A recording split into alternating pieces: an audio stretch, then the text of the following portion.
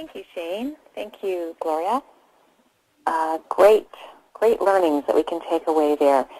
If you have questions, participants, if you could just kindly click on the button beside your name that has the raised hands, and we'll unmute your line, and you can ask questions of the presenters.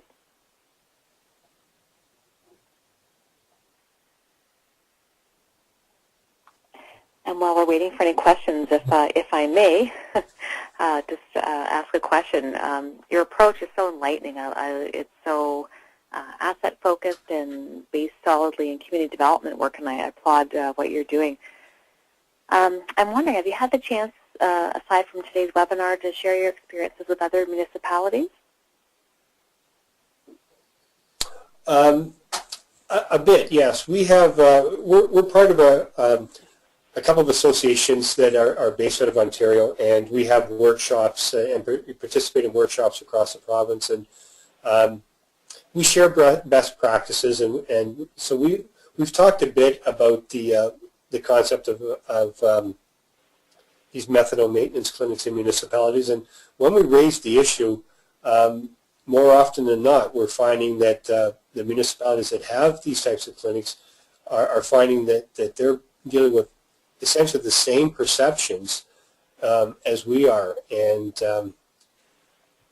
I can't speak for every municipality, but my sense is that they are more reaction-based than the approach that we've taken. And I'll be honest in saying that when the issue first arose years ago with the one clinic, we were reactive, but through through the great work that Gloria has done in building relationships, not just with the community but with the clinic, light bulbs started to turn on, and we realized that we needed to take more of a healthy communities approach.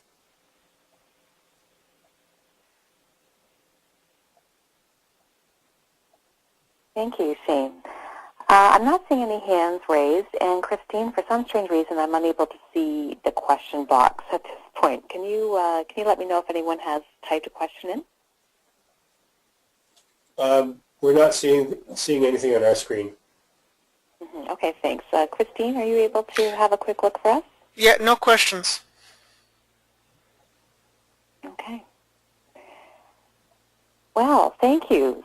Fascinating. And actually, one more question, if I may, before we go. Gloria, you talked about your community of interest. Is that quite local, or Southwest regional, or is it provincially organized? It's based out of Toronto. There are a few of us locally here, and then there's a couple of people that are kind of spread throughout some London area and some other municipalities, but the bulk of the people are out of Toronto. Mm-hmm.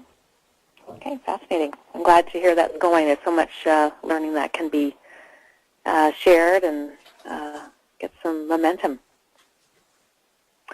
All right. Well, thank you again, Gloria and Shane, for taking time out of your afternoon to discuss your response with us. It's been fascinating, and we look forward to having more people benefit from this information when we post the webinar online.